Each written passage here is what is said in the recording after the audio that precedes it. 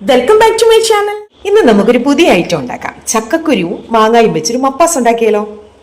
വേണ്ടുന്ന ഇൻഗ്രീഡിയൻസുകളാണ് ഇതെല്ലാം. നമുക്ക് ഓരോന്നായിട്ട് പറയാം.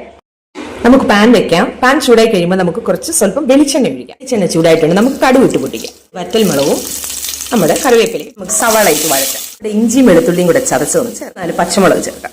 സ്വല്പം മുളക് പൊടി ചേർക്കാം. കാശ്മീരി മുളക് പൊടിയാൻ സ്വല്പം മല്ലിപ്പൊടി, ഒരു നുള്ള മഞ്ഞൾപ്പൊടി. നമുക്ക് നന്നായിട്ടൊന്ന് മൂപ്പിച്ചെടുക്കാം. ചെറിയ പച്ചമണം മാറുന്നിടം വരെ ഒന്ന് മൂപ്പിക്കാം. ശേഷം തൊലിയൊക്കെ കളഞ്ഞു വെച്ചിരിക്കുന്ന നമ്മുടെ മാങ്ങ ചെറിയ കഷ്ണം നന്നായിട്ടൊന്ന് വഴറ്റാം. അരപ്പും മാങ്ങയും എല്ലാം കൂടെ ചേർന്ന് നന്നായിട്ട് ചെറുതായിട്ടൊന്ന് വഴറ്റി 1 പാൽ ഒഴിച്ചു കൊടുക്കാം. തേങ്ങാപ്പാൽ എടുത്ത് അതിന്റെ 2 പാലാണ് ഞാൻ ചേർത്തേക്കുന്നത്. അതൊഴിച്ച് ഈ മാങ്ങായും ഈ അരപ്പും എല്ലാം കൂടെ നന്ന വൃത്തിയായിട്ടൊന്ന് വെന്ത് വരട്ടെ. ഒരുപാട് ഉടഞ്ഞു പോകണ്ട. ചെറുതായിട്ട് ഉപ്പിട്ട് കൊടുക്കാം. അങ്ങനെ ഒരു പകുതി വേവാകുമ്പം നമ്മുടെ മഞ്ഞപ്പൊടിയും ഉപ്പും ചേർത്ത് വേവിച്ച് വെച്ചിരിക്കുന്ന നമ്മുടെ ചക്കക്കുരു ഇതിനകത്തോട്ട് അങ്ങോട്ട് ഇട്ട് കൊടുക്കാം.